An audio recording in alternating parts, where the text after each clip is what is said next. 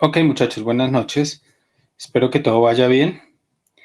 Vamos a dar inicio a la clase del día de hoy. Vamos a tratar de hacer algunas cositas el día de hoy para poder ir avanzando.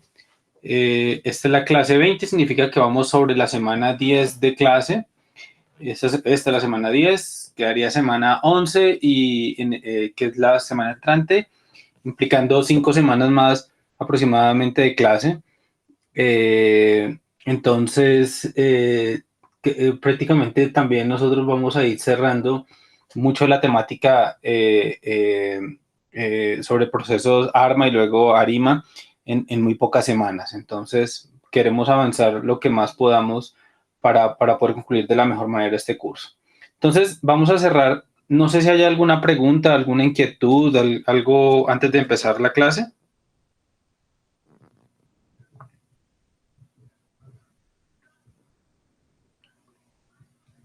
Entonces, vamos a hablar el día de hoy de algunas características generales de los procesos ARMA-PQ y la primera característica lo vamos a dar una definición y vamos a definir lo que es un proceso causable. O sea, le vamos a dar formalmente la definición de qué es un proceso ARMA-PQ causable. ¿De acuerdo? Entonces decimos que un proceso ARMA-PQ definido por estas ecuaciones que aparecen acá se le llama causable o función causable, o sea, el proceso XT se le llama función causable del proceso de ruido, si existe una sucesión de constantes C sub J, que tienen la condición de que sean absolutamente insumables, y X sub T se puede escribir como una combinación lineal infinita de ruidos presentes y pasados.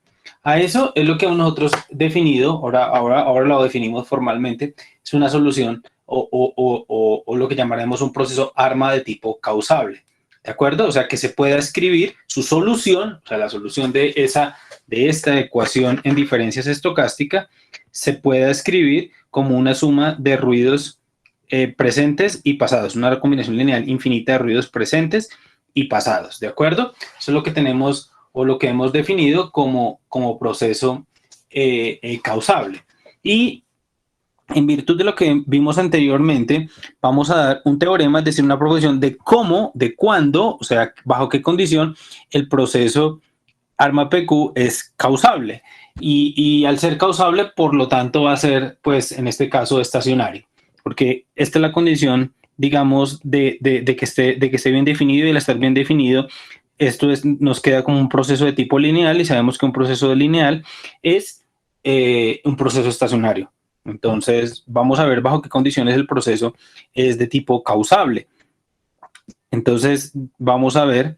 Entonces, el teorema 3.10 nos caracteriza cómo o nos permite ver cómo chequear si un proceso es ARMA, es causable o no es causable. Y por tanto, pues, al ser causable es automáticamente estacionario.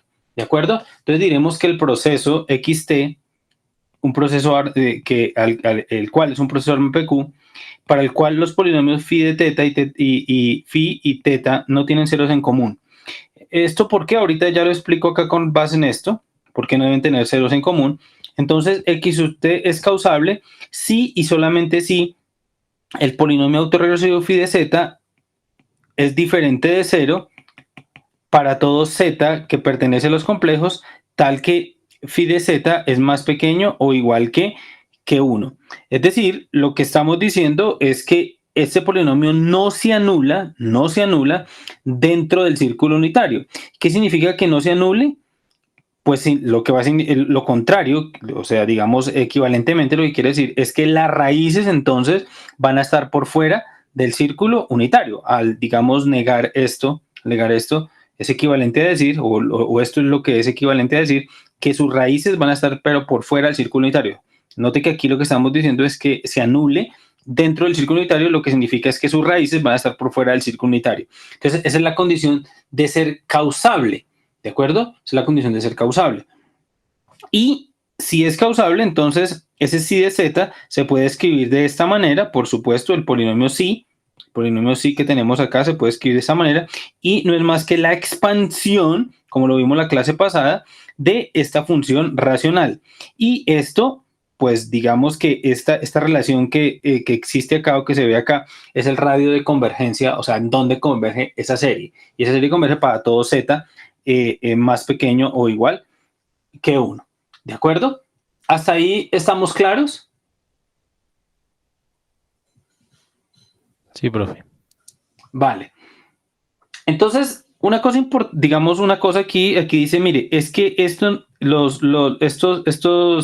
polinomios no tienen ceros comunes y es porque, bueno, digamos que si tuvieran ceros comunes, lo que pasa es que aquí tenemos teta de z sobre phi de z y al tener ceros comunes, o sea, piense que hay una raíz, por ejemplo, en z igual a 1, en z igual, por ejemplo, perdón, a 3, hay una raíz para que esté por fuera, y si esa raíz, y si eso es un cero, tanto del polinomio de promedios móviles como del polinomio autoregresivo, si tuvieran ese cero en común, pues lo que pasa es que entonces teta de z se puede escribir como teta de z asterisco por z menos 3, por ser una raíz, y en el denominador, permítame un momento, y entonces phi de z será phi asterisco de z por z menos 3. Y al hacer el cociente entre los dos, lo que va a suceder es que estos dos factores se pueden cancelar al estar uno en el numerador y el otro en el denominador. Entonces, por eso es que, digamos, es una condición realmente técnica, pero pues no tiene ningún problema en ese sentido. ¿De acuerdo? Entonces,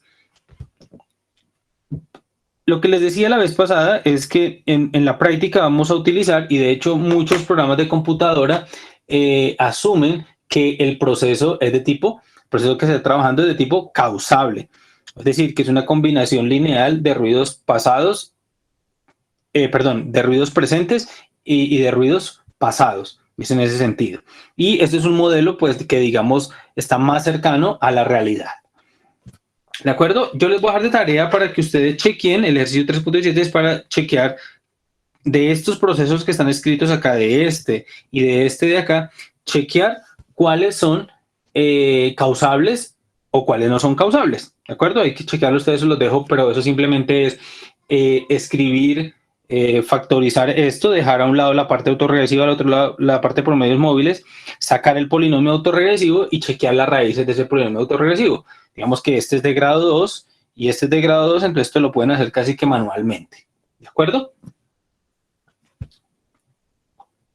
Entonces, vamos a ver la nota 3.18 y la nota 3.18, lo que nos dice lo siguiente. Esta nota 3.18 al final de cuentas es algo que va a ser general y que lo vamos a contrastar con la definición 3.22, con el teorema 3.22. Entonces, digamos que la nota 3.18 dice lo siguiente: si los polinomios phi de z y teta de z no tienen ceros comunes, entonces vamos a tener lo siguiente. Si las raíces del polinomio autorregresivo están por fuera del círculo unitario, entonces la solución de la ecuación 3.1, es decir, de la parte autorregresiva, es estacionaria y es causable. Entonces, digamos que ese es un primer resultado que tenemos. Si las raíces de este polinomio autorregresivo están por fuera del círculo unitario, entonces la solución, además de ser estacionaria, es de tipo causable. Si algunas raíces de ese polinomio autorregresivo están por fuera del círculo unitario y otras están por dentro del círculo unitario, entonces la solución de la ecuación 3.1, recuerden que es esta que tenemos acá, o sea, la ecuación de el proceso ARMA. Entonces, esta ecuación 3.1, la solución de esa ecuación es estacionaria, pero no es de tipo causable. Entonces, lo que veíamos un poco la vez pasada. Al tener raíces por dentro del círculo unitario, pues el proceso no tiene solución causable. Es decir, en general es un proceso lineal en forma general, porque tiene su combinación lineal ahora es de ruidos pasados, presentes y futuros. Y en ese caso, pues es una solución que es estacionaria, pero es de tipo no causable. La tercera parte nos dice es que si las raíces de phi de z están sobre el círculo unitario, o bueno, por lo menos, al menos una raíz de phi de z está sobre el círculo unitario, que aquí digo las raíces. No, entonces aquí es más bien si al menos una raíz de phi de z, si al menos una raíz de phi de z está sobre el círculo unitario, entonces la solución de la ecuación 3.1, es decir, de la forma que nos define o la ecuación del proceso ARMA, es no estacionaria. ¿De acuerdo? Esto caracteriza completamente lo que estamos teniendo y lo que les mostraba la vez pasada.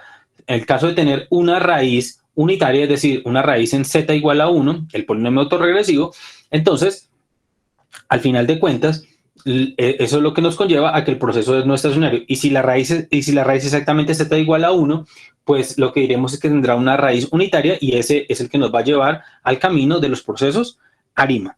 ¿De acuerdo? Bueno, esta ya lo respondí. ¿Qué sucede si los polinomios tienen ceros comunes? Pues bueno, ya les expliqué qué teníamos en este caso. Entonces, digamos que finalmente, las condiciones para que un proceso ARMA-PQ sea estacionario recaen única y exclusivamente sobre qué polinomio y específicamente qué condición debe cumplir las raíces del polinomio ese que estamos hablando. Entonces, no sé si, por ejemplo, en este caso Natalia me podría indicar sobre qué polinomio caen las condiciones de estacionariedad de un proceso ARMA-PQ.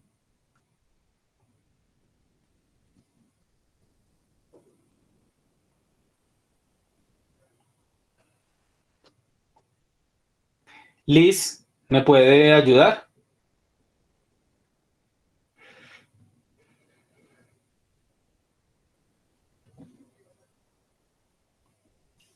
Andreina, ¿me puede ayudar?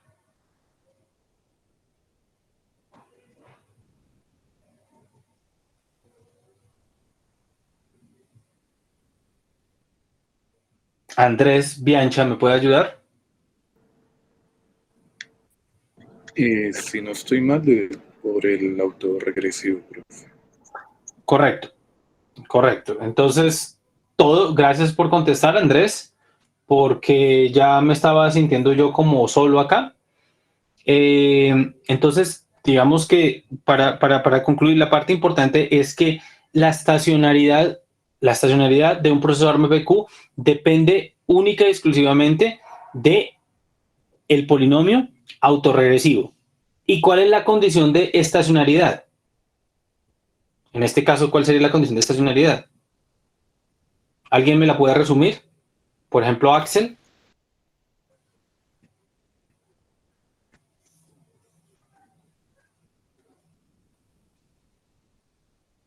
O David Fernando. Pues sería estacionario si las raíces caen fuera del círculo unitario, y creo que también dentro, ¿no? Sí, las raíces caen por fuera o por dentro del círculo unitario, no sobre el círculo unitario. Correcto. O sea, esa es la característica. Lo que pasa es que si, como tú lo acabas de decir, si todas caen por fuera del círculo unitario, la solución es causable. ¿De acuerdo? O sea, depende de ruidos pasados y presentes. Pero si al menos una raíz cae por dentro, pues ya la solución es no causable, pero sigue siendo estacionaria. Correcto, David. Muchas gracias. ¿Alguna pregunta, Sai?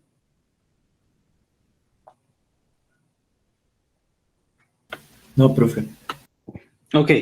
Hay una definición análoga que simplemente la voy a mostrar acá y es la definición de un proceso invertible. Entonces diremos que un proceso ARMA-PQ definido por las ecuaciones, pues estas que tenemos acá, las del proceso ARMA, se llama invertible si existe una solución de constantes pi sub j que es absolutamente sumable y entonces tenemos esta condición que aparece aquí, que zt se puede escribir como una combinación lineal infinita de variables aleatorias del proceso de interés en el tiempo presente y en el tiempo pasado. ¿De acuerdo? Ahora recuerde que la condición de causalidad es xt igual a suma desde j igual a 0 hasta más infinito de si sub j zt menos j. Si ustedes observan, esta es causable y este es invertible.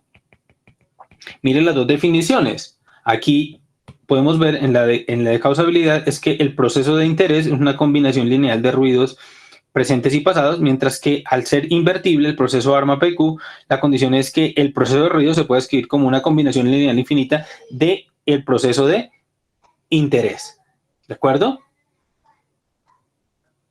Sí, está clara la diferencia, son definiciones análogas, pero digamos que preservan ahí su parte diferencial. ¿Estamos de acuerdo? Sí, profe. Ok, y pues hay un teorema análogo al anterior de invertibilidad que me indica cuando un proceso ARMA-PQ es invertible. Entonces, les voy a dar un minuto para que lean ese teorema y me expliquen bajo qué condiciones el proceso o qué condiciones debe cumplir un proceso ARMA para que sea llamado invertible y sobre quién recae esa condición. Entonces, un minuto para que lean esto y ya continuamos.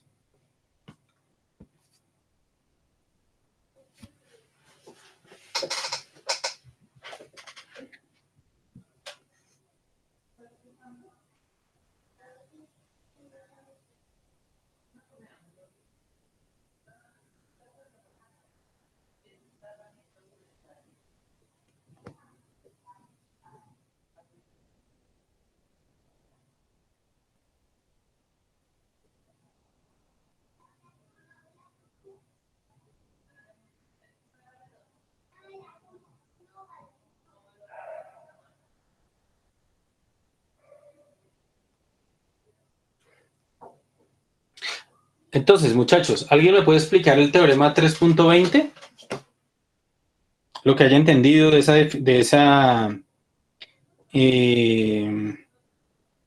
ese teorema. Yo, profe, que ahora la estacionariedad no recae sobre el polinomio autorregresivo, sino sobre el polinomio de promedios móviles. Pero no la estacionariedad. O sea, la invertibilidad del proceso se caracteriza sobre el polinomio de promedios móviles. ¿De acuerdo, David? Vale, profe. Entonces se caracteriza sobre el polinomio de promedios móviles. ¿Y qué condición debe cumplir para que sea sobre, o sea, qué condición debe tener ese polinomio de promedios móviles para que el proceso se llame invertible? Que módulos sean menores que 1. ¿Pero qué? Las raíces del polinomio asociado a la parte de promedio móvil. Pues que las raíces, sí, correcto, parcialmente correcto, que las raíces del polinomio de promedios móviles estén por fuera del círculo unitario. O sea, mira, aquí dice que no se anule dentro del círculo unitario, significa que es equivalente a decir que se anule, este polinomio se anule, o sea, sus raíces estén por fuera del círculo unitario. ¿De acuerdo? Esa es la condición que tenemos ahí en este caso. O sea, es una condición muy análoga a la de invertibilidad, la de causabilidad, pero ahora es basado en el polinomio de promedios móviles. ¿De acuerdo? Tenía que mostrarles por qué, de todas maneras, en algunas ocasiones, seguramente voy a tocar la definición de invertibilidad un poco más adelante, pero simplemente es para que ustedes, digamos, esta definición de invertibilidad puede pasar desapercibida completamente en todo lo que ustedes han de hacer de tiempo, pero en algunas ocasiones, como lo vamos a tocar un poco más adelante, debe tener la condición de invertibilidad del proceso para algunos detalles técnicos y por eso la nombro en este momento. ¿De acuerdo? Ok. Finalmente, claro, si las raíces, entonces este teorema 3.22 hace referencia justamente a cuando las raíces del polinomio autorregresivo no están sobre el círculo unitario. Significa que las raíces del polinomio autorregresivo están o por fuera o por dentro del círculo unitario. En este caso ya lo habíamos tocado, el proceso XT es causable, es estacionario, por supuesto, solo que entonces es estacionario, es la solución de es estacionario al no tener raíces sobre el círculo unitario, y la forma en que se escribe es esto que tenemos acá. Aquí hay una cosa importante, y es que aquí el radio de convergencia viene dado por esta expresión que aparece acá. por esta expresión que aparece acá, y esta región que aparece acá ya no es un círculo unitario, sino va a ser un anillo, que es el que tenemos aquí, es decir, esta serie está expandida aquí, y esto es lo que esta teorema que aparece acá es la que nos indica o la que nos da la propiedad de qué pasa cuando un polinomio autorregresivo pues no tiene raíces únicamente por fuera del círculo unitario, sino también por dentro. Pues queda solución estacionaria, pero ahora pues ya no se puede escribir como de ruidos pasados y presentes, sino también va a depender de ruidos pasados, presentes y futuros. Entonces, ese teorema cierra como con todas las propiedades que ya habíamos nombrado aquí en la nota 3.8. Finalmente, ya para terminar con esta parte de procesos, digamos, de la caracterización de procesos ARMA, entonces note que en el proceso anterior, el que definimos por allá aquí al principio, por aquí, muy al principio, cuando definimos el proceso ARMA, por aquí está 3.1, esta aquí fue la definición del proceso ARMA, y nosotros probamos, o nosotros digamos que el proceso ARMA-PQ es un proceso, se puede demostrar que tiene media cero. O sea, el proceso que tenemos acá es de media cero, dado que se puede escribir como un proceso de tipo lineal, por tanto tiene media cero. ¿Qué es lo que va a pasar? Pues que no siempre los procesos ARMA tienen por qué tener media cero. Entonces uno puede generalizar esto que tenemos acá y es la siguiente definición que aparece enseguida. Aparece aquí enseguida. Bueno, o la nota 3.23. Entonces, lo que decimos ahí es que el proceso en 3.1, o sea, la ecuación del proceso ARMA, tiene media cero. Sin embargo, como le digo, no siempre tiene por qué ser así. Entonces, un modelo ARMA con media diferente de cero se define de la siguiente manera. Entonces, xt es igual a una constante c.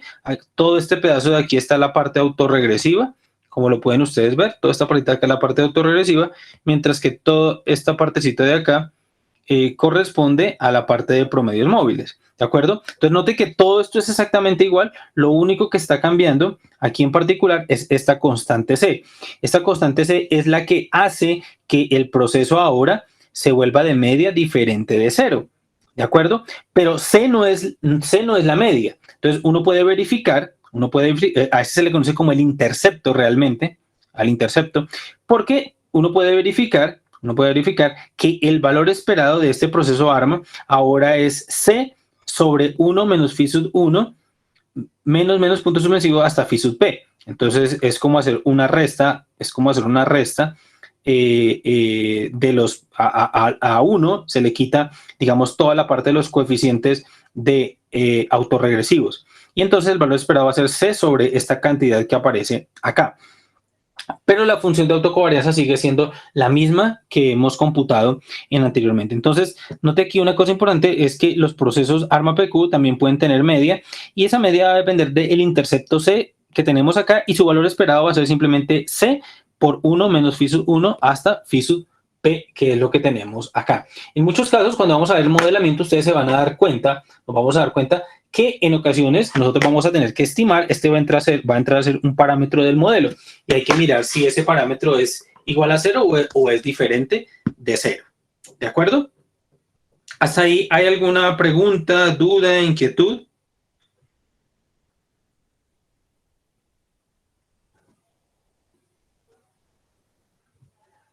Hasta el momento no, profe. Gracias. Entonces, hasta ahí todo lo que hemos, digamos, esto caracteriza a los procesos ARMA. Una cosa importante de lo que caracteriza a los procesos ARMA y es su función de autocovarianza. Hace muchos años atrás, cuando Box y Jenkins diseñaron su metodología para trabajar con procesos ARMA-PQ, ellos lo que hacían cuando Box y Jenkins diseñaron la metodología para analizar procesos ARMA, una de las cosas que ellos sugerían era compare la función de autocorrelación teórica del proceso ARMA, compárela con la función de autocorrelación muestral basada en los datos, basado en los datos x1 hasta xt. Y si la función de autocorrelación muestral se parecía a la función de autocorrelación teórica, pues entonces uno podía postular, entonces uno lo que hacía era computar la función de autocorrelación muestral, y si la función de autocorrelación teórica de un modelo ARMA PQ, porque aquí va a subir, se parecía, entonces uno postulaba como modelo generador de datos al proceso ARMA PQ. Entonces, uno en ese entonces, de hecho, esos libros antiguos de Box y Jenkins, a uno le sacaban diferentes gráficos de cómo era la función de autocorrelación, por ejemplo, de un proceso ARMA PQ con, por ejemplo, le fijaban, por ejemplo, P igual a 1 y Q igual a 1. Y entonces daban diferentes valores para phi y diferentes valores para teta. Entonces, por ejemplo, no sé, para 0.1 y este para 0.3. Y daban diferentes valores. Y había muchas hojas de esos libros antiguos, estamos hablando por ahí de los años 70, principios de los años 80, donde mostraban la función de autocorrelación teórica, y entonces uno ¿qué hacía? Computaba la función de autocorrelación muestral e iba y comparaba con la función de autocorrelación teórica. Y si se parecían, pues uno postulaba que, por ejemplo, era un modelo ARMA-PQ, ¿de acuerdo? O sea, era como una especie de vademecum.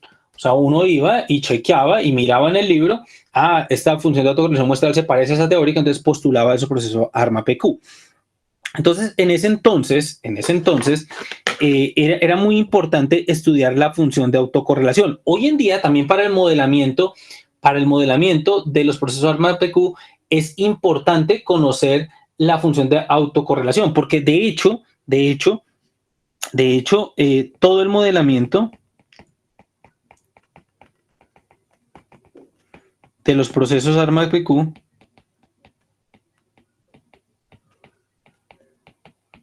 involucran a la función de autocorrelación. Entonces, digamos que hay muchas formas de cómo computar la función de autocorrelación teórica. Sin embargo, hoy en día, como ya no es la metodología Box y Jenkins la que prevalece hoy en día, en el siguiente sentido, de que usted va y compara la función de autocorrelación teórica y la mira con la parcial, la función de autocorrelación teórica y la compara con la muestral, y eso me genera, eso me da un indicativo de cuál es el modelo generador de datos.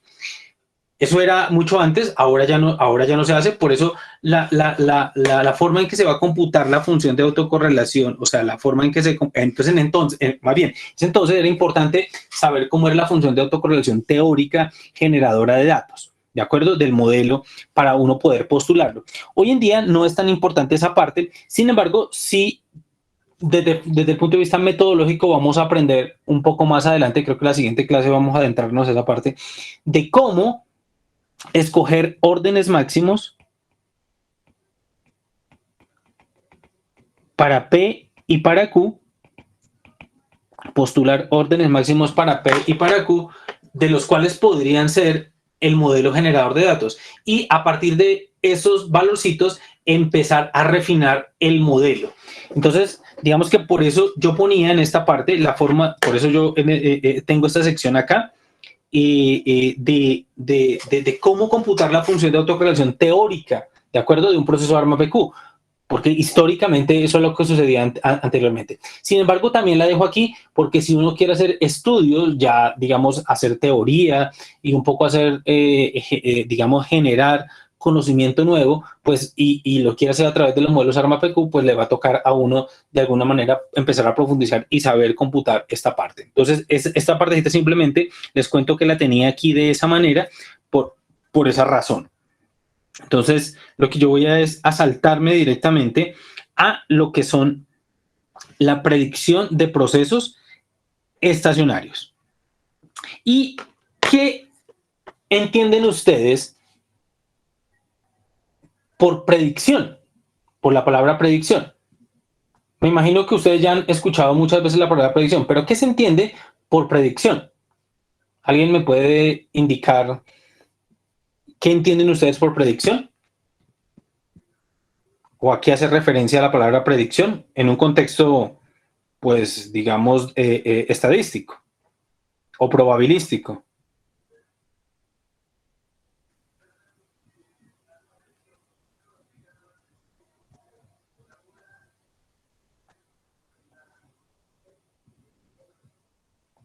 O sea, ¿nadie ha oído hablar de predicción antes?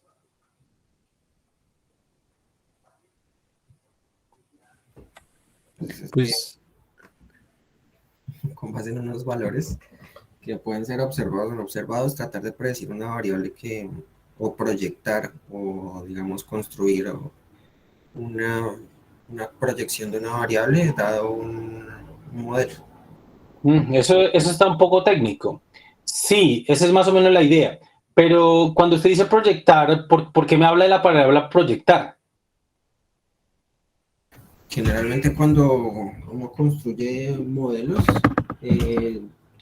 pues digamos si va a predecir, va a hacerlo digamos fuera digamos del espacio de las variables que ya tiene observadas.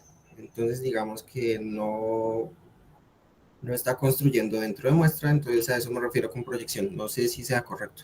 No, no es totalmente correcto. ¿Alguien tiene otra idea diferente? De que, si ustedes ya han visto, o sea, aquí, primero, ¿ya han visto regresión ustedes? Me imagino que sí, porque si están en este curso, ¿ya vieron o lo están viendo? Entonces, ¿quién ha visto regresión acá?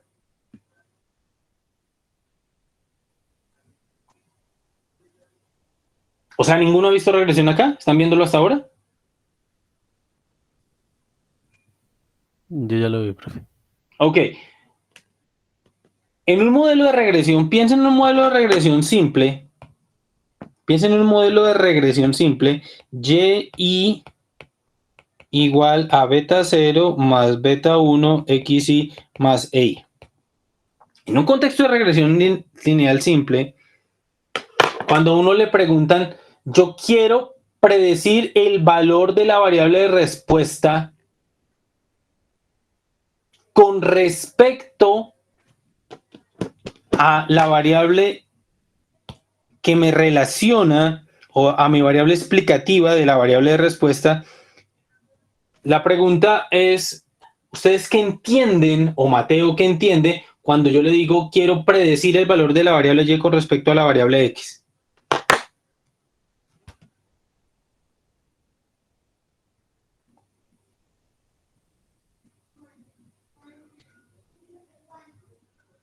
O sea, ¿en serio ninguno? Pues quisiéramos saber, pues, o sea, cuál va a ser el comportamiento de Y cuando ante un cambio en X, ¿sí? Pero sea más específico. Sí, pues, Jason. de pronto si X cambia en un valor, digamos, delta X, pues, ¿cuál sería el cambio en...? No, porque eso me lo da beta. O sea, en este modelo de regresión simple que estoy poniendo, eso me lo da beta. Si yo cambio tantas unidades en X, pues me va a cambiar tantas unidades en Y. Y eso me lo da es beta, el intercepto. En este caso no. Ah, sí. Entonces, de nuevo, la pregunta es, ¿qué entiendo yo? O sea, note que le estoy haciendo una pregunta y ustedes me hablan, es que voy a predecir el valor de Y, voy a hacer una predicción. Y hoy en día todo el mundo habla de predicción basando en redes neuronales y toda esta cosa. Pero mire que no tenemos claro qué es el concepto de predicción. Pero denme un minuto mientras yo consigo un poquito de agua porque se me está secando la garganta. Denme un minuto.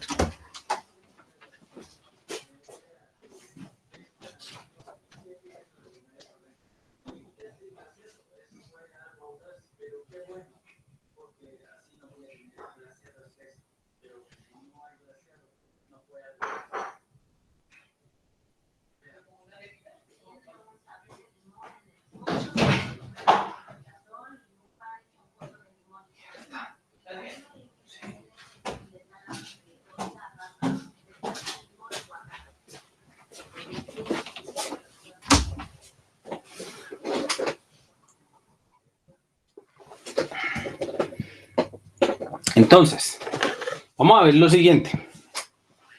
Supongamos, voy a tratar de explicarles el concepto de qué se busca cuando yo hago predicción. Y creo que ustedes van a decir, ay, sí, esto ya lo sabíamos. El concepto de predicción viene lo siguiente. Supongamos que este es la distribución, por ejemplo, para el caso de regresión simple. Esta es la distribución, esto que estoy viendo aquí es la distribución de la variable y, dado que x toma el valor de x. ¿Entendido? Sí, profe. Listo. Esta es la distribución esta es la distribución condicional de y dado x. Esta es la distribución de acá. Y todo esto que está acá son los posibles valores que toma la variable, digamos la variable y condicionada en que x toma el valor de x específico. ¿De acuerdo? O más bien, no, esta es la distribución de y dado x. En este caso.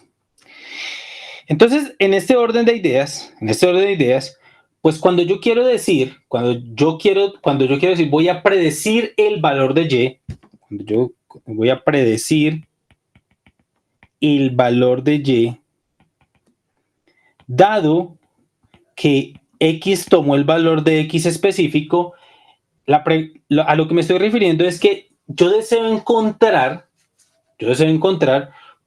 qué valor va a tomar la variable y una vez hayamos tomado la variable x, hayamos fijado la variable x dentro de todos los posibles valores de la distribución de y dado x. Entonces, no sé, lo que me estoy preguntando es ¿a dónde irá a tomar el valor la variable y? Puede ser este, o puede ser este, o puede ser este, o puede ser este, o puede caer por acá, o puede caer por acá. Pero todo está caracterizado, o sea, qué valor, cuando quiero decir predecir, es qué valor irá a tomar la variable y, ¿de acuerdo? De la distribución de la variable aleatoria y dado la variable aleatoria x. Entonces, en este caso,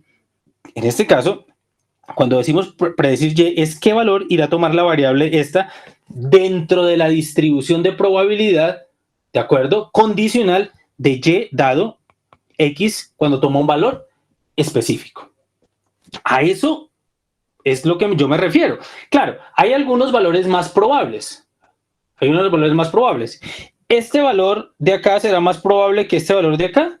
¿Qué creen ustedes? ¿Este valor de acá será más probable que este valor de acá? No, es menos probable. No, es menos probable, ¿cierto? ¿Y este valor de acá será más probable que este de acá? Pues no. Eso dependerá de qué forma tiene la distribución de y dado x cuando toma ese valor específico. ¿De acuerdo? Entonces, claro, por supuesto que puede ser cualquiera de estos, pero va a depender, o sea, que caiga por aquí o que caiga por aquí, va a depender también de una distribución de probabilidad. Entonces, ese es el problema realmente se termina siendo el problema de predicción. ¿Qué valor va a tomar la variable de interés dado que mi variable explicativa tomó un valor específico? Claro, de nuevo, repito, todo está caracterizado por esta distribución que aparece acá.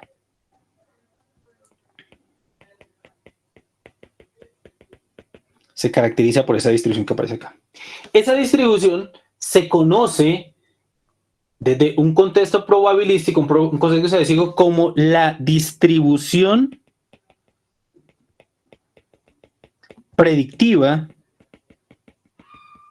de y dado x. En este caso, bueno, dado x igual a x, ¿no? Por supuesto. Condicional. Entonces, básicamente, si usted conoce la distribución en un contexto, estoy poniendo un contexto de regresión, que es el más fácil de todos. Ahorita vamos a ver para hacer de tiempo qué es lo que nosotros requerimos. Entonces, digamos que la distribución predictiva caracteriza completamente o resuelve o caracteriza completamente el problema de predicción de una variable dado la otra. ¿De acuerdo? Porque si usted conoce la distribución predictiva, usted conoce la distribución predictiva, ¿cierto? De la variable de interés, en este caso y, dado que X tomó un valor específico, usted conoce la distribución predictiva, pues entonces usted puede señalar cuál posiblemente sea el valor más probable que ocurra.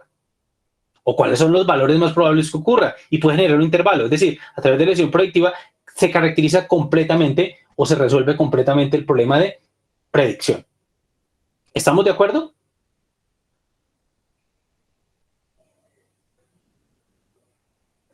Sí, profe, es claro. Ok, entonces, vámonos a un contexto de serie de tiempo, que es el problema de predicción realmente, y que es pronóstico, pero es predicción, es el siguiente. Usted tiene unos datos x1, x2, xt-1 hasta xt. Esos valores fueron generados por una variable aleatoria de x1, una variable aleatoria de x2. Vamos a asumir, ojo, vamos a asumir xt-1, xt, y usted ha observado la variable de interés, o sea, la variable x es la variable aleatoria de interés. La variable aleatoria de interés. Y entonces, vamos a asumir que esa variable aleatoria de interés pues produce un proceso estocástico x sub t, y estas variables de acá provienen de este proceso estocástico. Este proceso por ahora vamos a asumir que es estacionario en el sentido débil. Y entonces voy a poner el problema de predicción de la siguiente manera. ¿Qué valor irá a tomar? La pregunta es, la siguiente variable aleatoria será xt más 1. ¿Qué valor irá a tomar la variable de interés x sub t más 1? O sea, ¿qué valorcito irá a tomar la variable? Esta es la pregunta, ¿qué valorcito irá a tomar la variable de interés x en el tiempo t más 1? ¿De acuerdo? En el tiempo t más 1, dada la información xt menos 1 hasta x1. O sea, dada la información que tenemos hasta ahí, hasta este instante del tiempo. Esa predicción, que es el valorcito que yo, o sea, cuando yo digo voy a predecir el valor de la variable de interés, es pues qué valor va a tomar la variable en el siguiente instante del tiempo, por ejemplo, en el siguiente instante del tiempo, dada la información que tengo en el pasado. Pero el problema de predicción pues puede ser un poco más, puede ir un poco más allá. Bueno, es que no solamente quiero predecir el valor en el siguiente instante del tiempo, sino también quiero predecir el valor que tomará la variable aleatoria x sub 2 en el siguiente instante del tiempo. Este valorcito, ¿de acuerdo? Este es el que no conozco. Dada la información, por supuesto, desde x1 hasta xt, porque yo hasta acá he observado. Yo no tengo más información sino hasta aquí. Entonces, por ejemplo, sí, cerró hoy el precio del dólar. Entonces, hasta hoy. Y quiero hacer la predicción de cuánto va a ser el precio del dólar el día de mañana y, por ejemplo, el día lunes. O sea, son los dos pasos adelante. Porque la del sábado y el domingo, el precio del dólar va a ser exactamente con el que cierre el día viernes. O cuál va a ser la precipitación en la ciudad de Bogotá el día de mañana, ¿de acuerdo? O el día sábado. Entonces, el día de mañana hace referencia al xt más 1 porque yo he observado hasta hoy, y el día de mañana y el día sábado, pues será la predicción en este periodo de tiempo, en 2 periodos de tiempo más adelante. Y así sucesivamente. Entonces, en general, yo quiero saber qué valor irá a tomar la variable de interés xt en el tiempo h, qué valor irá a tomar esa variable de interés h periodo de tiempo adelante. ¿Me siguen?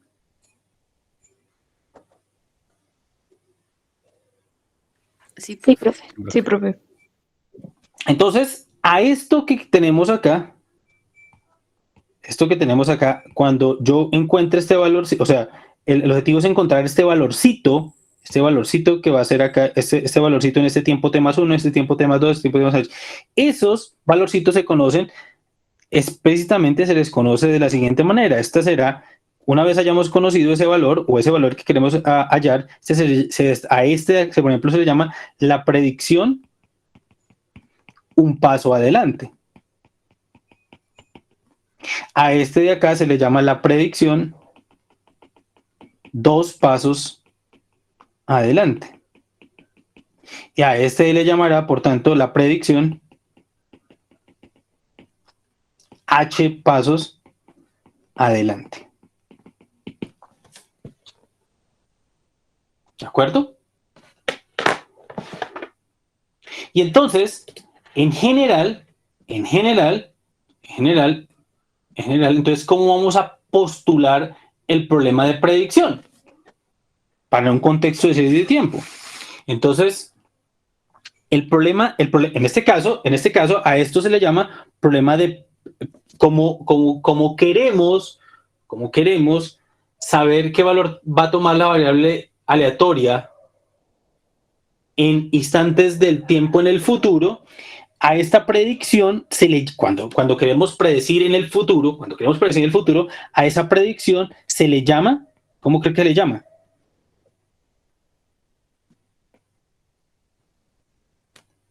Se le llama ¿cómo? Se llama pronóstico, cuando es una información en el futuro.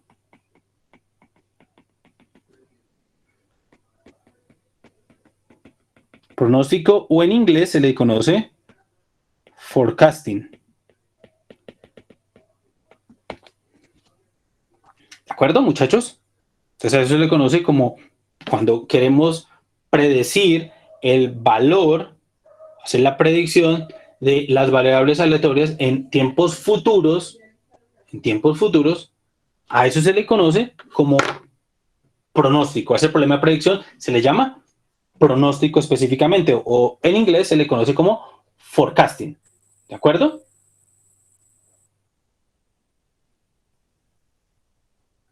¿Entendido, muchachos? Sí, profe. Señor. Sí, profe. Ok.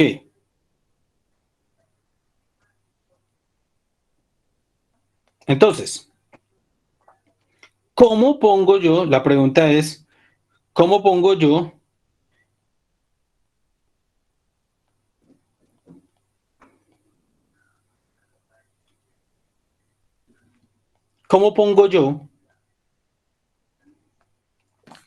el problema de predicción usando variables aleatorias?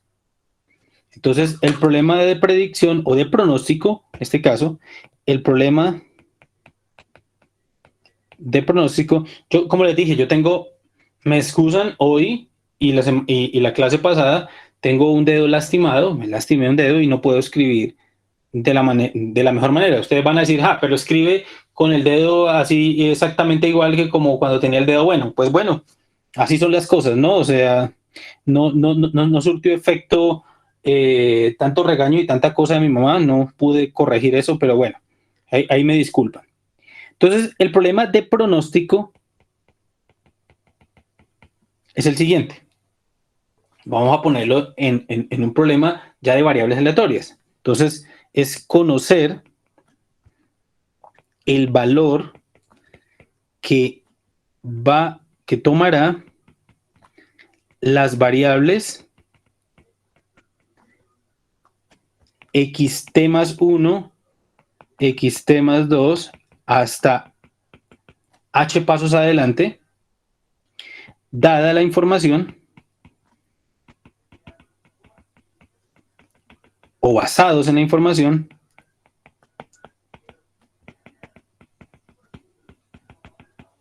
xt menos 1 hasta hasta x1. Entonces, dicho de otra manera, o sea, usted lo que tiene es el siguiente contexto.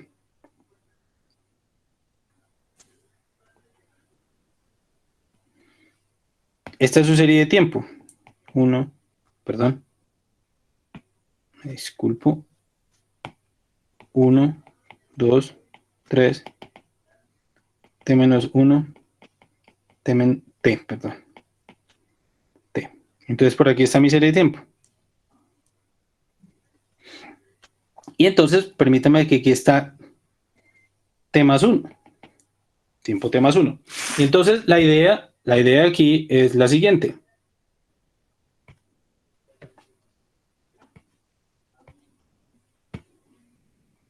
Este es el espacio del estado de la variable x en el tiempo de t más 1. O sea, los posibles, cuando digo espacio de estado, esto estoy poniendo acá, espacio de estado significa los posibles valores que puede tomar la variable en el tiempo t más 1.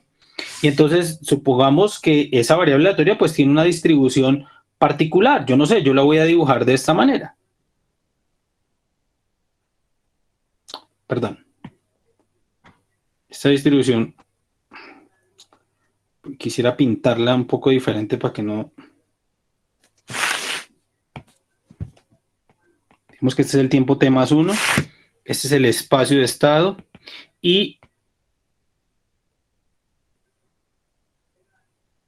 esto de acá es la distribución de xt más 1.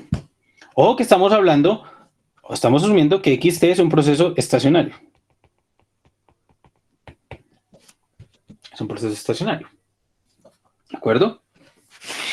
Luego, también queremos, basado en esa distribución de probabilidad, basado en esta distribución, esta es la variable aleatoria que va a tener, digamos, esta es la distribución de esa variable aleatoria en el tiempo t más 1, ¿de acuerdo? Y de esa, pues lo que sabemos es que, o lo que queremos predecir es qué valor irá a tomar. ¿Qué valor irá a tomar? Cualquiera de esos valores puede ser viable. Por supuesto que si usted aquí está en el tiempo t más 1, permítame,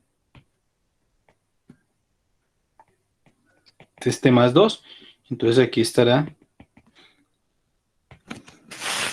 Y para t más 2, justamente, yo quiero hacer algo similar.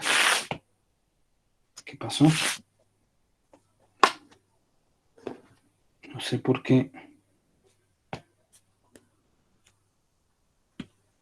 Ya. Entonces aquí también está la distribución de probabilidad para el tiempo de la variable aleatoria. Esta es la distribución de probabilidad de la variable aleatoria xt más 1. Aquí está la de xt más 2, por supuesto. Y uno debería encontrar el valor de esta que irá a tomar la variable aleatoria. Y así sucesivamente.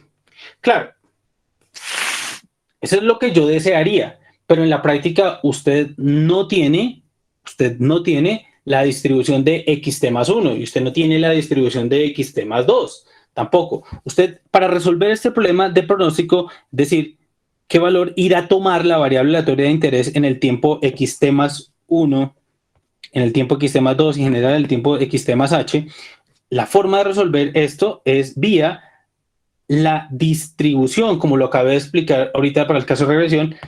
Vamos a tratar de encontrar cuál es la distribución de xt más 1, la distribución predictiva, dado que xt tomó el valor de x1, dado que el valor en el tiempo t más 2 tomó el valor, esto no está bien, tomó el valor xt, tomó el valor xt menos 1, y esto x1 tomó el valor de x1. Entonces nos vamos a enfocar realmente, porque usted no conoce la distribución de xt más 1, usted no conoce realmente la distribución de xt más 1, entonces en cambio de eso, usted lo que va a encontrar es la distribución de x sub t más 1, dado que la variable aleatoria x en el tiempo t tomó el valor dado que la variable aleatoria en el tiempo t menos 1 tomó el valor y dado que en el tiempo 1 tomó este valor que está aquí. Entonces, esta es la que se conoce como la distribución predictiva. Y entonces, sobre ella es la que realmente, asemejando o haciendo semejanza al problema de predicción, como lo hicimos en el caso de regresión lineal simple, pues lo que hay que tratar de encontrar en general, si usted quiere, es la distribución predictiva. Porque de ella es que realmente yo deseo observar el valor porque deseo observar el valor de mi variable de interés, porque usted debe, al ser el proceso, al tener un proceso que es autocorrelacionado, pues va a depender, la distribución de esta va a depender de lo que yo haya observado aquí, en ese tiempo aquí. Entonces, esta es la distribución predictiva, pero también yo voy a estar interesado en la distribución predictiva de la variable x sub t más o, dado que x sub t tomó el valor de x sub t y así sucesivamente. Esa es la otra distribución predictiva. Y en forma general hay que encontrar la distribución predictiva. En forma general hay que encontrar esta distribución predictiva.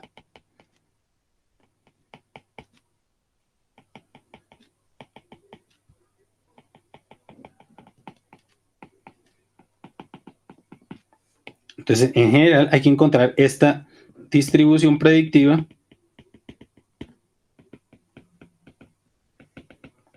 para h igual a 1, 2, hasta el valor que yo lo desee poner.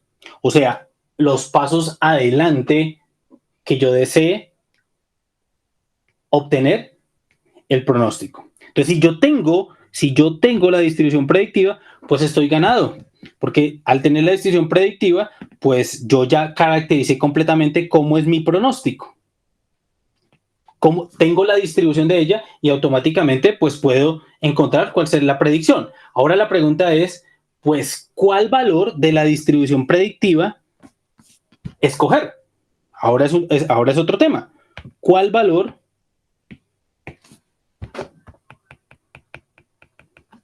de la distribución predictiva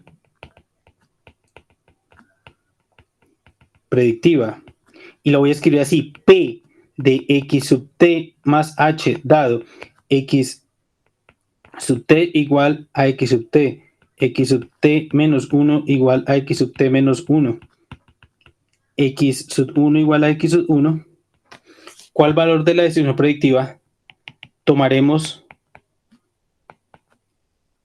como valor de pronóstico?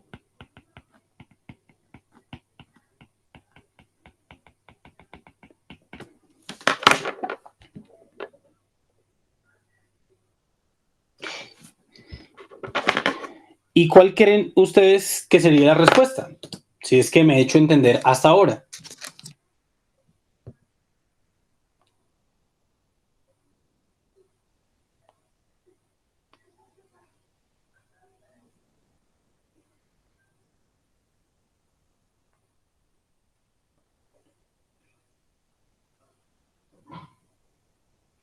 ¿Nadie? ¿Sería el valor esperado de la distribución? Bueno, ese podría ser un valor razonable. Entonces, el valor, alguien aquí apuesta porque el valor esperado de la distribución predictiva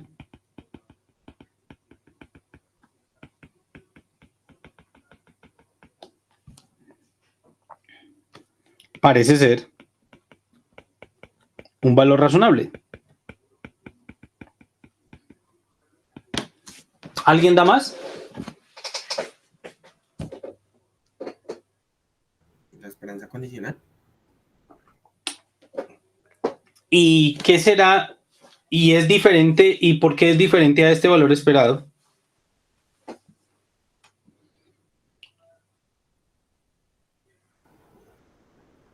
¿Cómo denotamos al valor esperado de esta distribución predictiva?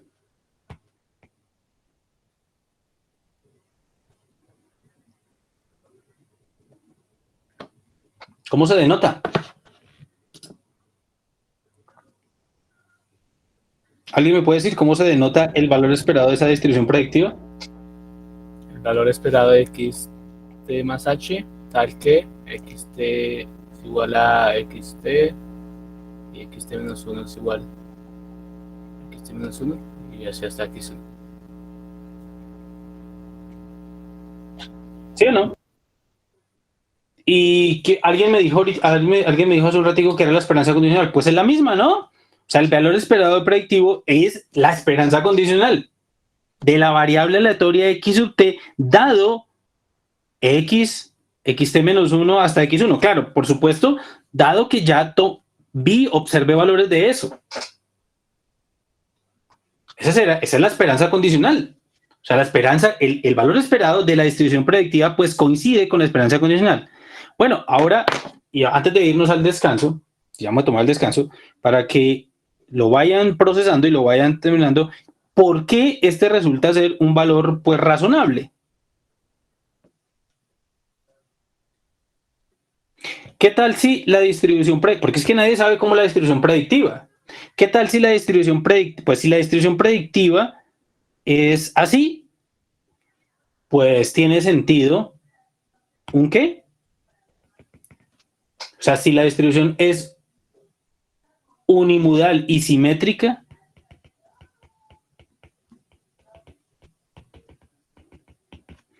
pues tiene sentido el valor esperado. Pero si la distribución es así, o la distribución predictiva es así, o incluso, porque es que nadie me está diciendo que la distribución predictiva sea así. Entonces, ¿tiene sentido un valor esperado?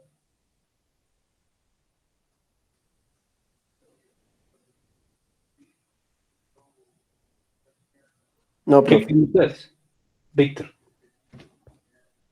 pues ahí el valor esperado no representaría me parece que no representa la tendencia de la respuesta, ¿no?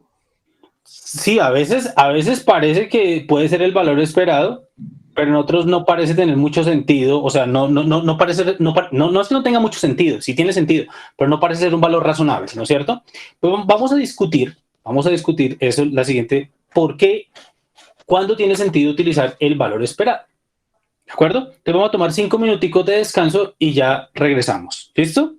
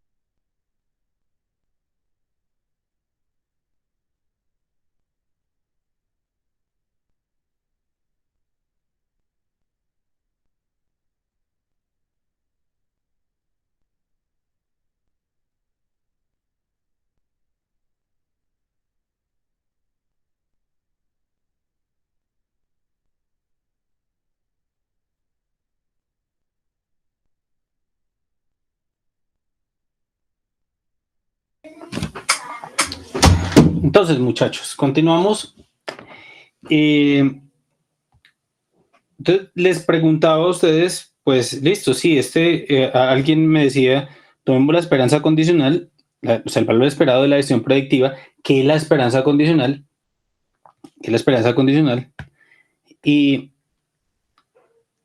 en este caso, pues la esperanza condicional parece ser, o el valor esperado de la decisión predictiva parece ser un valor razonable para tomar como predicción. ¿Sí o no?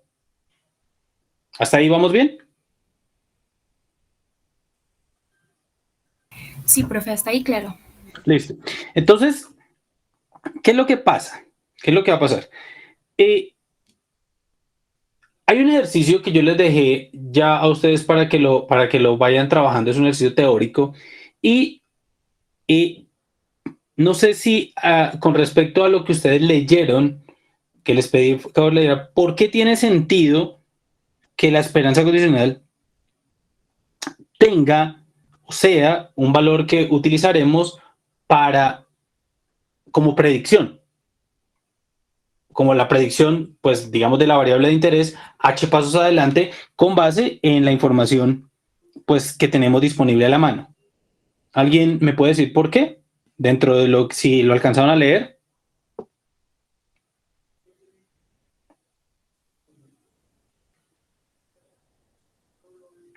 Pues bueno, esto tiene sentido, esto tiene sentido, o sea, tomar el valor esperado de la distribución predictiva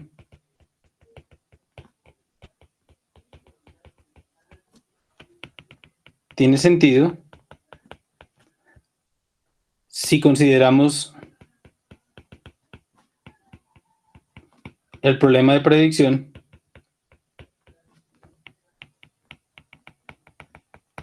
desde otro enfoque, que nos va a llevar a la misma respuesta, pero tiene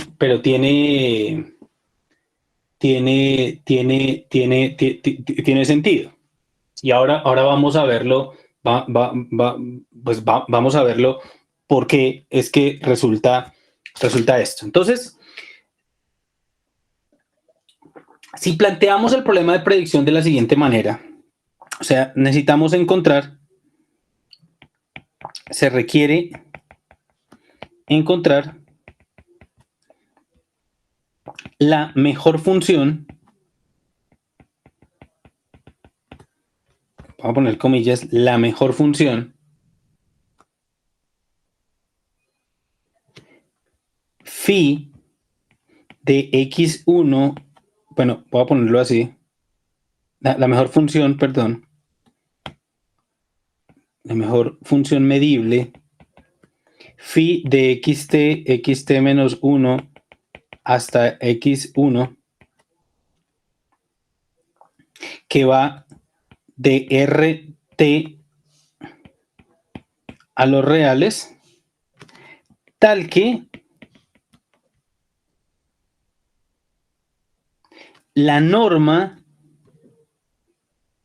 al cuadrado, por supuesto, entre xt, por ejemplo, más h y esa función, perdón, voy a hacerla un poquitico aquí más grande.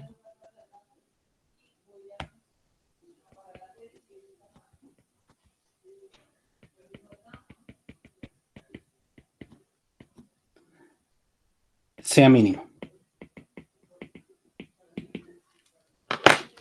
¿De acuerdo? O sea, vamos, lo que les digo de por qué tiene sentido el valor esperado de la distribución predictiva como valor para el pronóstico, lo vamos a ver porque si lo planteamos desde otra perspectiva, vamos a dar cuenta de por qué tiene sentido esta. Entonces, desde ese punto de vista, si planteamos el pronóstico como lo que queremos ahora es, vamos a encontrar la mejor función medible de RT a los reales. Claro, esta función phi es una función medible que toma, digamos, que transforma las variables de información, ¿de acuerdo? Y las lleva al conjunto de números reales, porque estamos asumiendo que estas son funciones de valor real, o sea, estas variables laterales son reales, y debe caer a los reales porque yo quiero predecir un número real, que va a ser el valor. Tal que la distancia que haya entre xt más h y esa función medible sea lo más pequeño posible. ¿Me siguen hasta ahí, muchachos?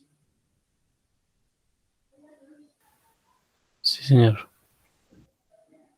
Entonces, desde esta perspectiva, encontrar la mejor función medible que haga mínimo esto,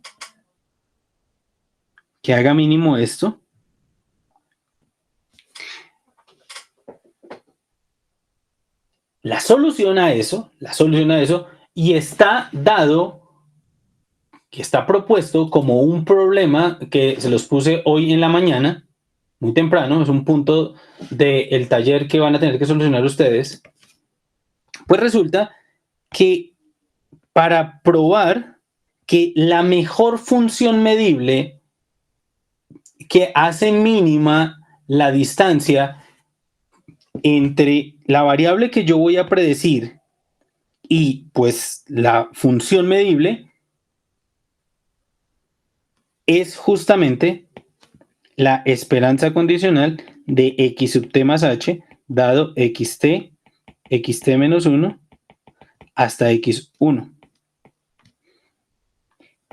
Esta es una función medible. Es una función medible, por supuesto, de xt menos 1 hasta x1. Eso se sabe, digamos, desde un enfoque de probabilidad. Uno sabe que la esperanza condicional es una función medible. Pero además, es un ejercicio que les pido que prueben. Ustedes lo pueden encontrar de cualquier libro, lo pueden utilizar. Yo les recomiendo, digamos, el libro de Chao, de Jung Chao, que se llama Mathematical Statistics. Lo voy a escribir aquí en el chat.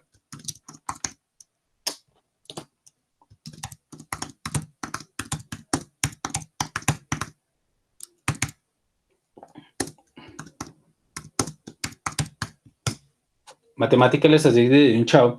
Ahí está resuelto ese problema. Claro, está resuelto para cuando solo tenemos una variable acá, pero después aparece una generalización y está demostrado y la generalización pues ya es muy fácil, es muy evidente.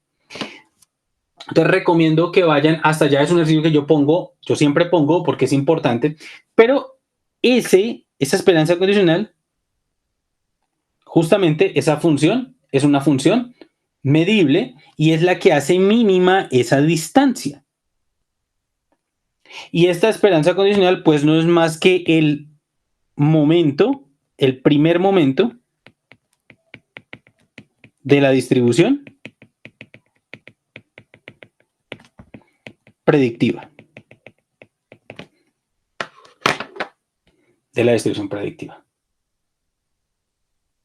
¿Me siguen?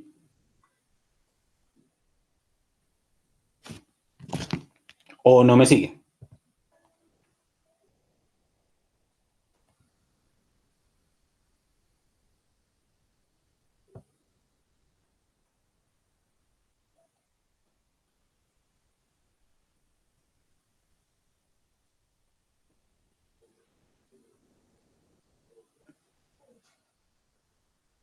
Muchachos, ¿ustedes me están escuchando, sí o no? Sí, profe. Sí, profe. Sí, profe. Entonces, pues, la pregunta, ¿está claro?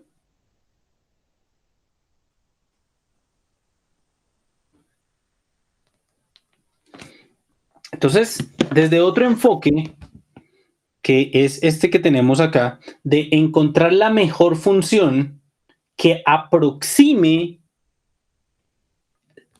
a x sub t más h, dado que la distancia sea la más pequeña posible, ese problema tiene solución y la solución es la esperanza condicional, que coincide con la que, con el primer momento de la distribución predictiva.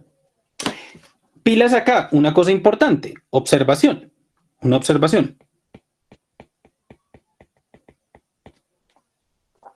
La norma al cuadrado, esta que estamos poniendo acá, esta norma al cuadrado que estamos proponiendo acá, esta norma al cuadrado que estamos proponiendo acá, esta norma al cuadrado que estamos proponiendo acá. En esa norma al cuadrado, también, la norma de x sub t más h menos phi de x sub t más, perdón, de x sub t menos 1 hasta x1, la norma al cuadrado, en L2, aquí corresponde.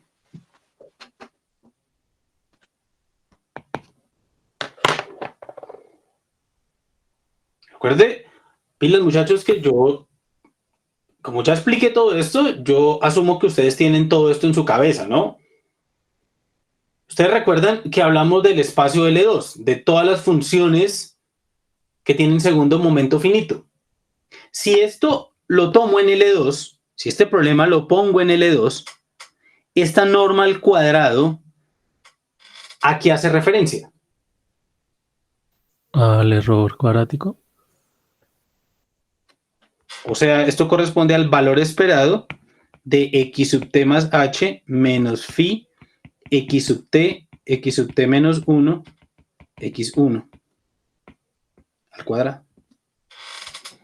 Y eso es el error cuadrático medio.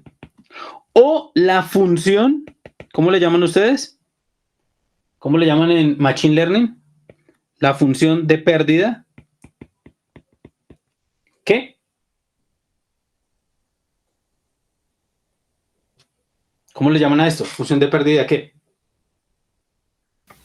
Cuadrática. Cuadrática. Función de pérdida cuadrática.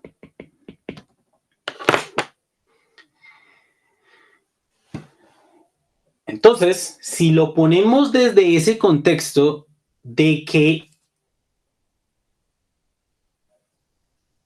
la solución a este problema, encontrar la mejor función que tenga la menor pérdida cuadrática o que minimice el error cuadrático medio, ¿de acuerdo? Es la esperanza condicional. Es la esperanza condicional. Entonces, tiene asociada una función de pérdida, o sea, si definimos una función, ¿y a qué voy con todo esto? Que si proponemos una función de pérdida, y es la pérdida, en este caso, si proponemos como función de pérdida, si proponemos una función de pérdida, ¿cierto? Entre xt más h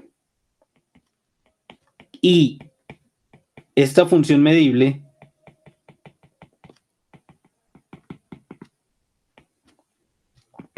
si ponemos una función de pérdida entre esta y esta, y esa es la pérdida cuadrática, entonces la solución es ¿quién?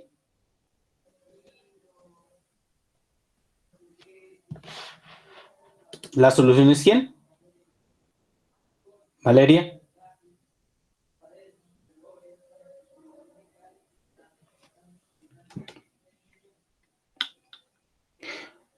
Muchachos, aquí es donde yo me pregunto, ¿ustedes me están entendiendo sí o no?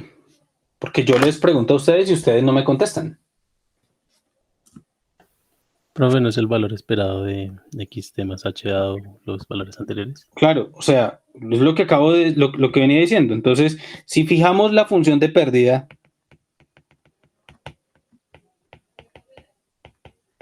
función de pérdida es la función de pérdida cuadrática.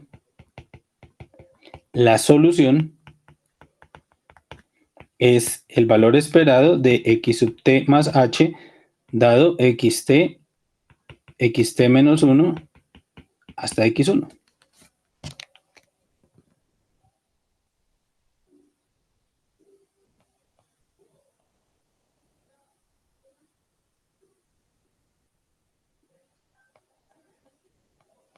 ¿Listo? ¿La solución a qué? Al problema de minimizar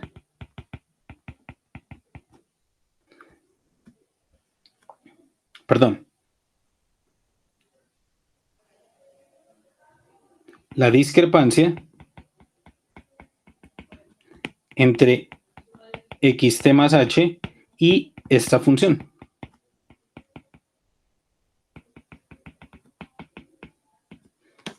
Donde esta es una función medible. Y por tanto, esto es el primer momento de la distribución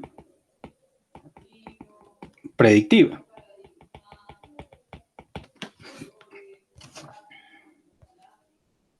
¿De acuerdo?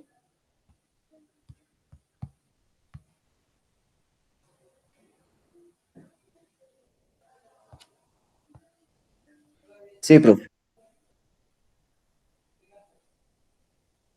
Sí, profe, o sea, siempre va a ser, la mejor elección siempre va a ser esa esperanza sin importar cómo se distribuya, ¿sí? Pero si la función de pérdida es la pérdida cuadrática. Ah, listo. Entonces, o sea, solo si la función de pérdida es la pérdida cuadrática. ¿Sí? Claro. O sea, para medir la discrepancia entre el verdadero valor y mi predicción, si yo tomo la función de pérdida cuadrática, el valor esperado de el valor esperado condicional, que es el primer momento de la distribución predictiva, resulta ser la mejor elección como predicción.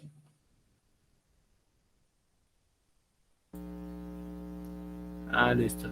¿Listo? Y eso, digamos, es como cuando mirábamos en las metodologías de aprendizaje de máquinas que usted decía que con la pérdida cuadrática, pues cuando uno compraba modelos, pues siempre tenía que utilizar esa pérdida cuadrática como para compararlo, ¿sí? No, o sea, lo que pasa es que si no siempre la pérdida cuadrática. Lo que estoy diciendo es que para todos los modelos debo utilizar la misma pérdida. Ah, listo, sí. O sea, no tiene sentido que para un modelo, a un modelo utilice una pérdida y para otro utilice otra pérdida y luego los compare entre ellos, porque eso no tiene sentido. Deben tener la misma pérdida. Puede ser la cuadrática o no la cuadrática. Si la pérdida, una cosa importante acá, a ver, si la función de pérdida, perdón por eso tan feo, ¿no?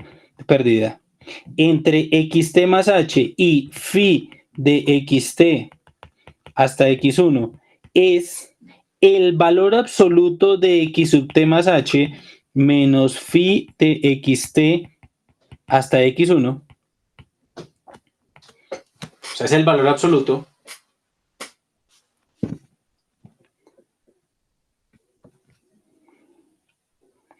¿Cuál es la solución a este problema?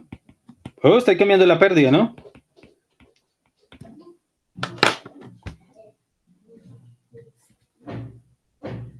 ¿Alguien sabe?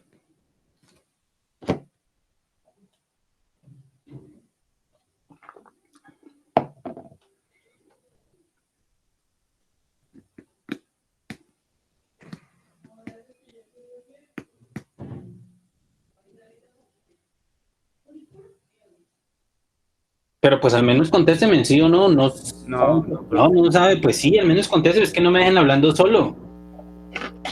La verdad es que no, profe. Ok, perfecto. La solución se puede demostrar, no es fácil, pero se puede demostrar que es la mediana de la distribución predictiva.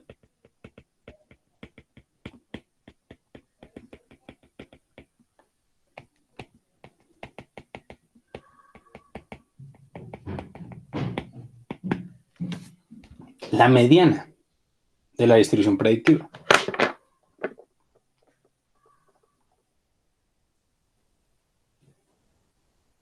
Y así, si usted cambia de media cuadrática, pues la solución debería ser diferente. Entonces, por eso lo usual es, por eso es el tema que a veces uno no entiende por qué hay las prácticas cuando se está trabajando en temas de predicción que escogen un montón de medidas, o sea, usted escogió la pérdida cuadrática para trabajar por todo lado, o la pérdida que sea, y luego computan un montón de medidas para comparar la capacidad predictiva del modelo. Entonces, pilas porque todas estas soluciones están relacionadas con que usted escogió una función de pérdida, ¿no? Una función de pérdida específica. O esta función de pérdida que tenemos acá puede ser distinta a la función de pérdida cuando uno va a hacer el entrenamiento para el modelo. Esa puede ser distinta, ¿de acuerdo? Porque un problema es el problema de la predicción y otro problema es el problema de la minimización del riesgo. Eso es un poco distinto, pero al final todo va a terminar relacionado, ¿de acuerdo? Y todo tiene que ver con la distribución predictiva, es decir, la distribución predictiva termina siendo idealmente,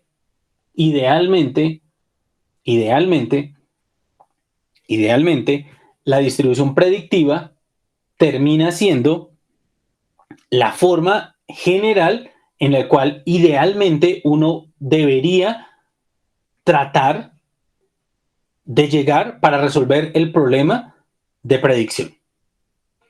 Porque si usted tiene la distribución predictiva, pues entonces encuentra el valor esperado de esa distribución predictiva y automáticamente esa está relacionada con la pérdida cuadrática y esa es la solución que hace mínima la pérdida cuadrática.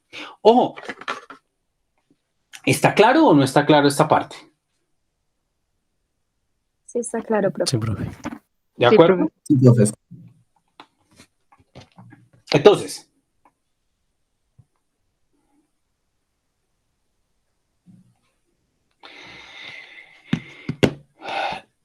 una cosa importante acá, y entonces básicamente, si uno tiene el valor esperado de x sub t, si uno quiere computar el valor esperado, perdón, si uno quiere encontrar, o sea, dado que se definió como función de pérdida, la pérdida cuadrática,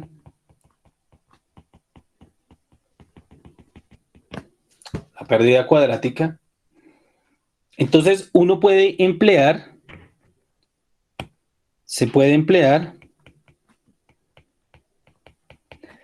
todas las propiedades del valor esperado condicional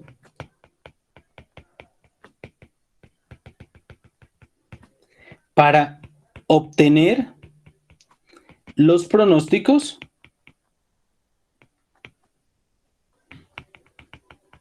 basados en un modelo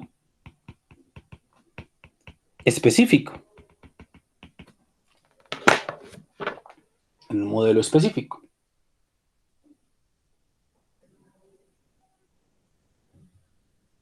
¿Y a qué me refiero con esto?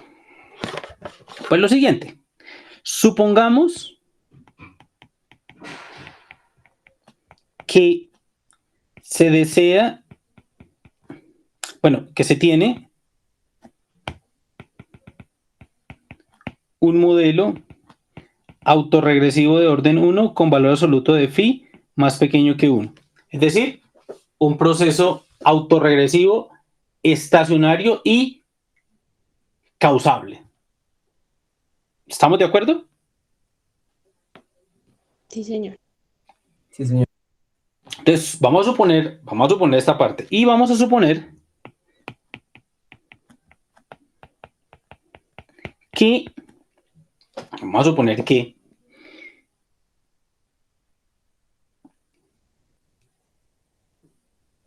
XS es independiente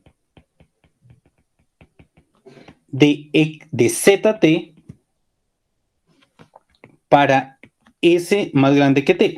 Es decir, las variables aleatorias de mi proceso de interés que estén adelantadas con respecto al ruido van a ser independientes. ¿De acuerdo? Entonces, si esto es así, entonces vamos a considerar X sub T igual a phi X sub T más 1. Perdón, X sub T menos 1. O sea, la ecuación del proceso,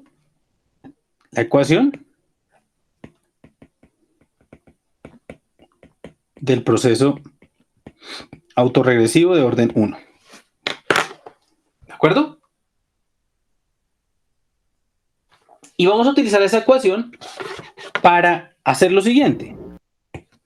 Supongamos que hemos observado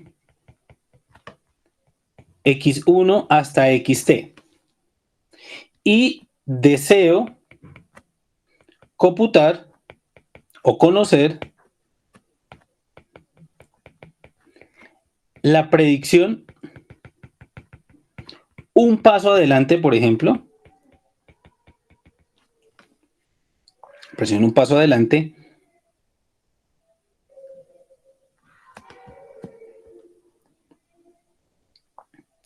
en el caso de un modelo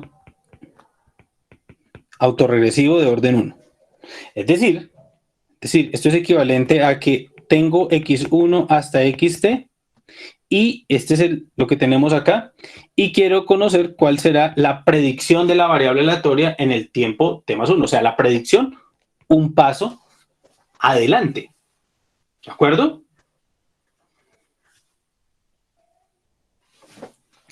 Vamos a continuar con la función de pérdida cuadrática.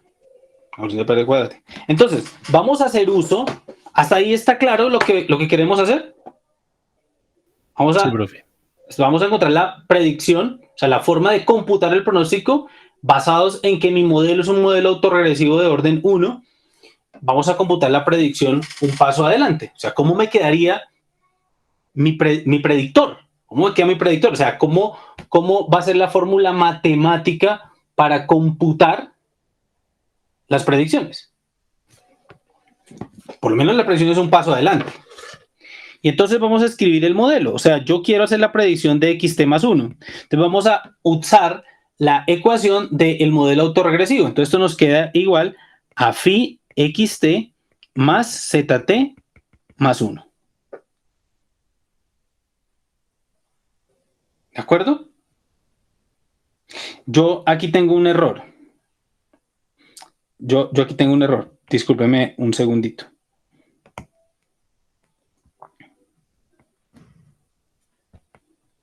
Yo aquí había dicho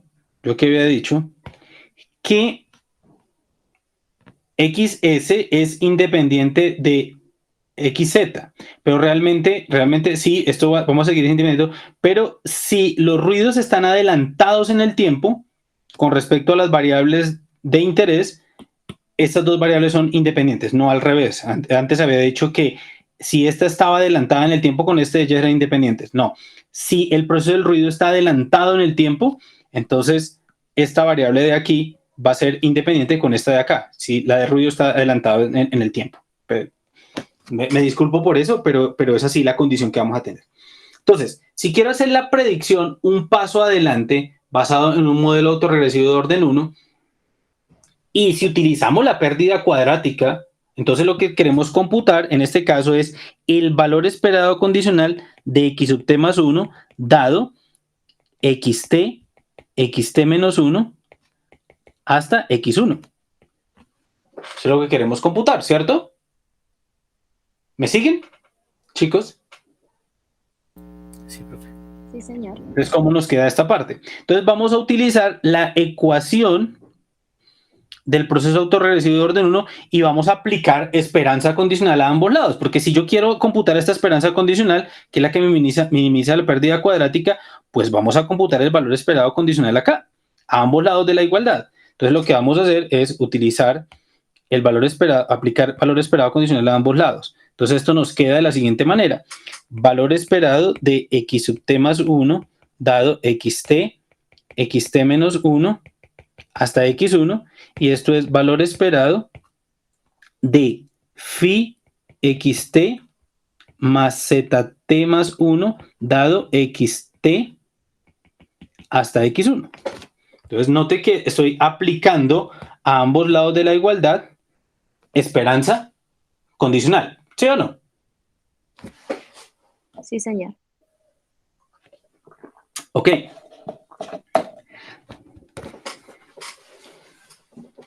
Entonces vamos a dejar a este lado la igualdad, vamos a dejarlo quieto. Entonces vamos, que eso es lo que queremos computar. Esto es valor esperado de x sub t más 1 dado xt menos 1, x1 es igual. Por propiedad del valor esperado condicional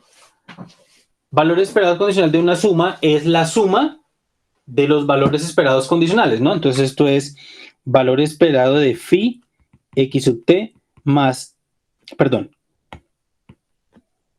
dado xt hasta x1 más el valor esperado de zt más 1 dado xt hasta x1.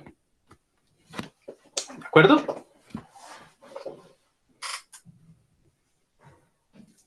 Sí, profe. Hasta ahí. Sí, me sigue. profe. Listo. Vamos a ver. Ahora, vamos a explorar esta parte. Entonces, valor esperado de una constante por una variable aleatoria, pues la constante sale. Entonces quedaría phi, valor esperado de x sub t más de x sub t dado x sub t hasta x sub 1, más el valor esperado de z sub t más 1 dado x sub t hasta x sub 1. Y a ver si alguien recuerda las propiedades de la esperanza condicional.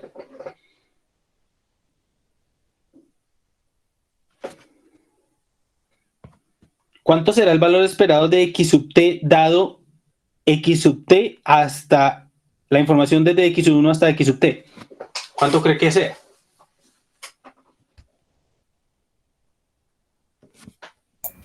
X sub t. X sub t, correcto. Entonces es phi x sub t.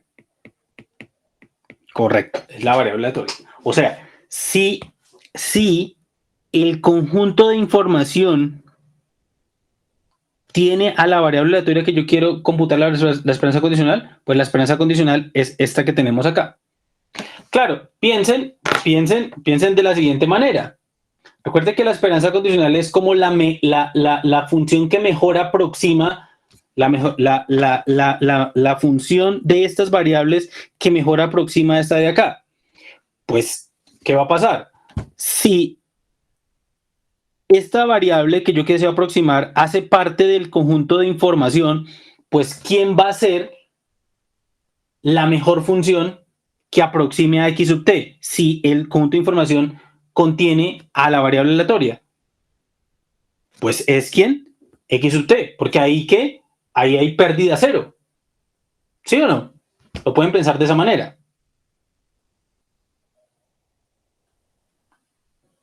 Recuerde que estos son propiedades de la esperanza condicional. Yo no sé hasta qué punto ustedes en su curso de probabilidad alcanzaron a ver eso.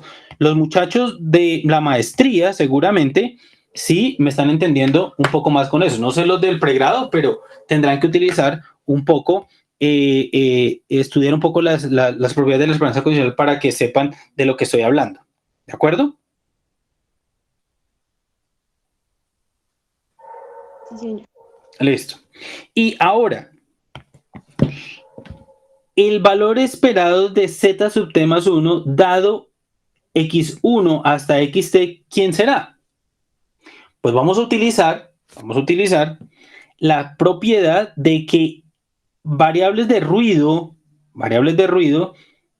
en el futuro, en el tiempo futuro, son independientes de variables del proceso en tiempos pasados. Utilizando esa propiedad, entonces el valor esperado de z sub t más 1, dado todo esto, no es más, por propiedad de la esperanza condicional, que el valor esperado de z sub t más 1.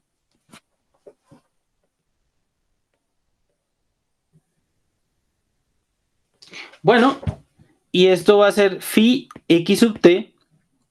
¿Cuánto será el valor esperado de z sub t más 1? Ah, pues ese es un proceso de ruido blanco, tiene media 0, entonces nos queda así.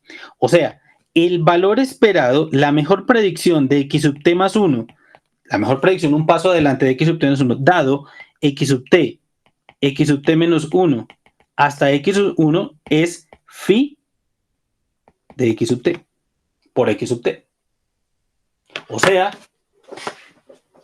va a coger la última información que tengo a la mano. Si estamos en un proceso autorregresivo de orden 1, vamos a coger la última información que tenemos disponible. Vamos a escoger la última información que tengo disponible y la vamos a ponderar ¿por quién? Por phi. Y esa es la mejor predicción.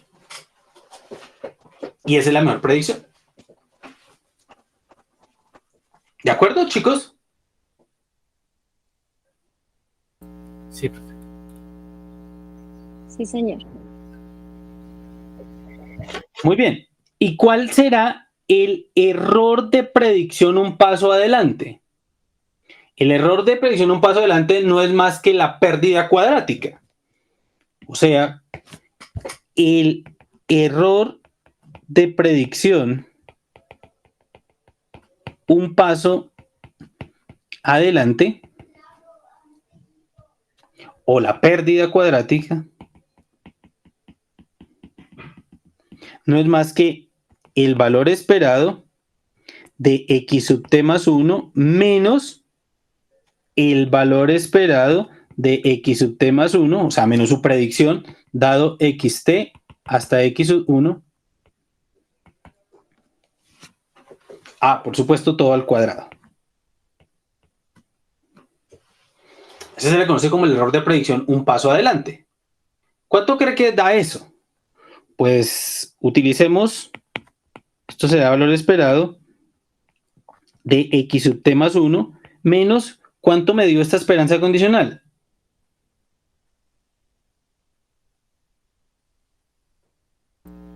Phi xt. Phi xt, correcto.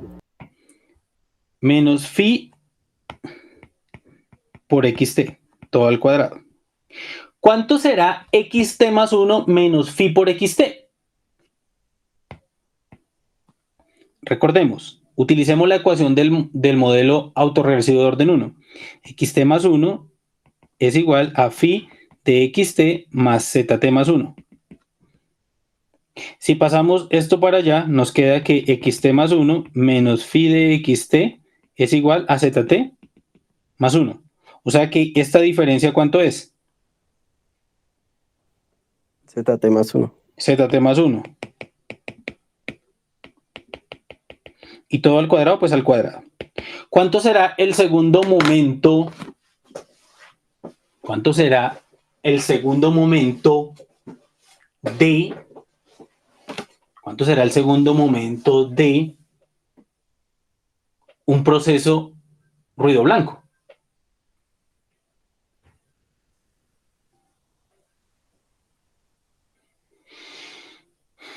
Sigma cuadrado.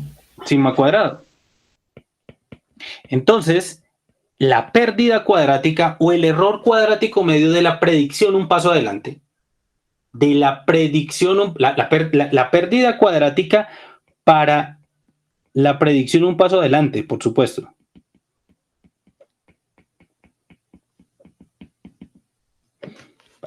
Es sigma cuadrado.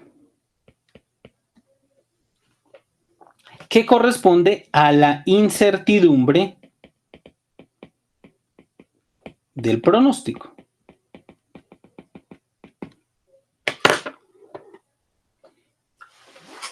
O si es que me he hecho entender, ese sigma cuadrado termina siendo ¿qué?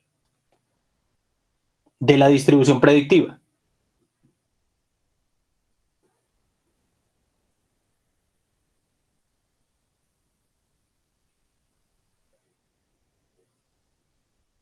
La pérdida mínima. No. Si la distribución predictiva es esta que tenemos acá. Sé que son muchos conceptos, ¿no? Pero si el valor esperado condicional de x sub t más 1 es el primer momento de es el primer momento de esta distribución predictiva, sigma cuadrado, ¿quién termina siendo? Mire. ¿El qué? El segundo momento. O sea, la varianza. Sí. La varianza de la distribución predictiva. La varianza de la distribución predictiva. O sea, sigma cuadrado, en este caso, de la distribución predictiva para la predicción un paso adelante. Para la predicción un paso adelante. ¿Estamos? Sí, señor. Listo. Entonces, tarea. Y la pregunto. ¿Cómo queda en ocasiones, y para terminar aquí, en ocasiones, permítame que voy a escribirlo así, en ocasiones a esto se le escribe o se le denota como x sub t más 1 gorrito, para indicar que es la predicción. Entonces esta es la predicción y a veces se le pone así, dado t, para decir que es basado en la información hasta el tiempo t. Entonces la predicción, un paso adelante basado en la información que tengo hasta el tiempo t. ¿De acuerdo? Entonces, ¿qué es lo que yo quiero que computen acá? Van a tener que computar cuál es el valor esperado de x sub t más 2 dado xt menos 1 hasta x1. Y van a tener que computar el error cuadrático medio de x sub t más 2 menos valor esperado de x sub t dado x sub t menos 1 hasta x1.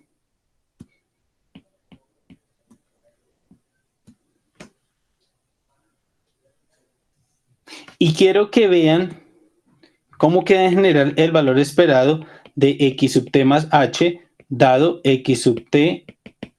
Mire que el tiempo sigue siendo fijo. O sea, yo me ubico un instante del tiempo y hago la predicción un paso adelante, dos pasos adelante, tres pasos adelante. Porque yo no tengo más información sino hasta el tiempo t. Y computen también el error cuadrático medio de xt más h. ¿Y qué pasa cuando h, al final, cuando tengan este valor, qué pasa cuando h tiende a infinito? Con estas dos expresiones. ¿De acuerdo? Profe, la segunda es el valor esperado de xt más 2 menos el valor esperado de xt más... Sí, perdón, de xt más 2, por supuesto. Segundo momento, o sea, la mejor predicción de x sub t más 2. Sí, claro. Y esto permítame que es que esto de xt, ¿sí? Desde xt hasta x1. O sea, ¿qué pasa? Atención. Cuando yo tengo x1 hasta xt y yo quiero hacer la predicción xt más 1, xt más 2, xt más h, esto de aquí para adelante se conoce como horizonte de pronóstico. O sea, los pasos adelante que yo quiero predecir. Horizonte de pronóstico. Entonces, lo que le estoy pidiendo acá es qué pasa si el horizonte del pronóstico lo hago muy grande. O sea, si quiero predecir muchos pasos adelante, para el caso autorregresivor de 1, hacia dónde se va el pronóstico y la incertidumbre hacia dónde se va. ¿Me siguen? Sí, profe. Sí, profe. Entonces, dejamos ahí y eso queda como tarea. Yo arranco como con esta tarea la siguiente clase. ¿Alguna pregunta para finalizar? Antes de finalizar la clase.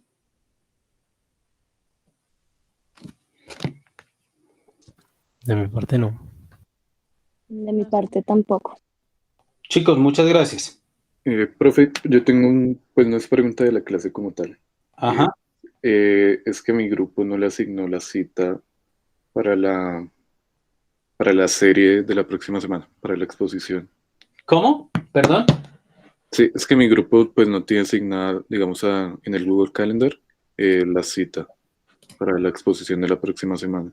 Déjeme voy a parar la grabación y ya te digo. Vale, profe.